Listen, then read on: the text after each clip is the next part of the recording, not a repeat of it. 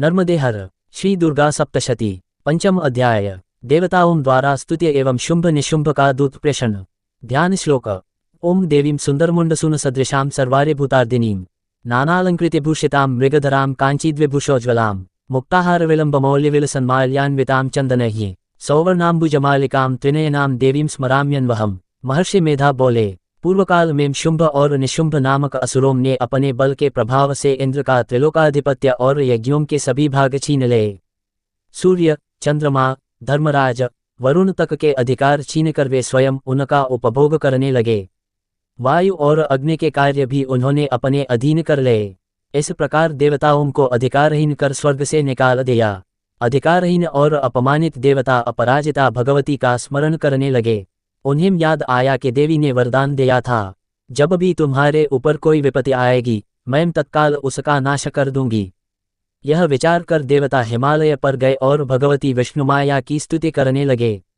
देवी को नमस्कार है, शिव को नमस्कार है, प्रकृति और भद्रा को नमस्कार है, रुद्राणी, नित्या, गौरी को प्रणाम है, ज्योत्स्ना स्वरूपा, चंद्ररूपिणी, सुख स्वरूपा देवी को नमस्कार है, लोक कल्याणकारी, वृद्धि और सिद्धिरूपिणी देवी को बार बार प्रणाम है, नृत्य की अधिष्ठात्री, लक्ष्मी, सर्वाणी, दुर्गा, आपको नमस्कार है, दुर्गम स्थानों को पार कराने वाली दुर्गा, ख्याते, कृष्णा और धूम्रवती देवी को बारंबार नमस्कार है। और आगे वे देवी के अनेक रूपों की वंदना करते हुए बोले, जो देवी प्राणियों में चेतना, बुद्धि, निद्रा, क्षुधा, छाया, शक्ति, तृष्णा, शांति, लज्जा, श्रद्धा, कांति, लक्ष्मी, स्मृति, दया, सृष्टि, मातृभाव, भ्रांति आदि रूपों में स्थित है, उनको बार बार नमस्कार है। देवताओं ने प्रार्थना की, हे ईश्वरी, हम सब विपत्तियों से ग्रस्त देवता आपको प्रणाम करते हैं। आप भक्ति से स्मरण करने पर तुरंत विपत्तियों का नाश करती हैं। आज भी हमारा मंगल करें और शुंभ निशुंभ से रक्षा करें। देवताओं की स्तुति के समय पार्वती देवी गंगा स्नान हेतु वहां आईं। उन्होंने पूछा, आप किसकी स्तुति कर रहे हैं? तभी उनके शरीर के कोश से अंबिका देवी प्रकट हुईं। इसी कारण वे कौशिकी देवी के नाम से प्रसिद्ध हुईं। पार्वती का रंग काला हो गया और वे कालिका नाम से विख्यात हुईं।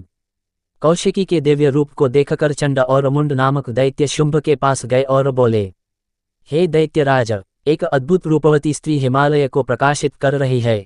आज तक ऐसा रूप किसी ने नहीं देखा। वह स्त्रियों में रत्न है, आपको उसे प्राप्त करना चाहिए। उन्होंने शुंभ को उसकी ऐश्वर्य संपन्न स्थिति का स्मरण कराया।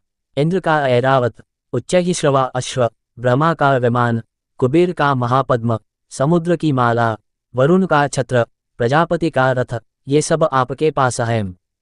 फिर उस स्त्री रत्न को भी क्यों न ग्रहण करें?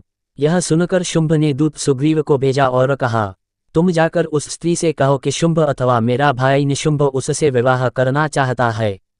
दूत ने देवी के पास जाकर संदेश सुनाया, हे सुंदरी, शुंभ इस समय त्रिलोकी का स्वामी है।